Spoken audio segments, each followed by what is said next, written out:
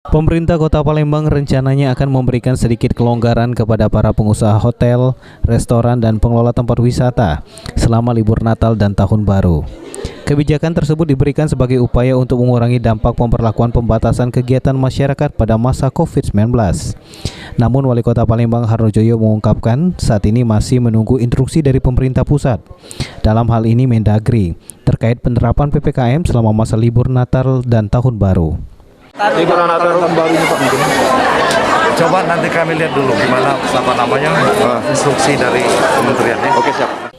Pengelola tempat wisata, mal, hotel, dan restoran diminta untuk tetap mengedepankan protokol kesehatan, terutama untuk mencegah penyebaran COVID-19, mengingat aktivitas selama libur Natal dan Tahun Baru akan meningkat.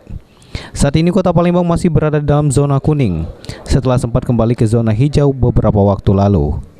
Aprianto, PAL TV.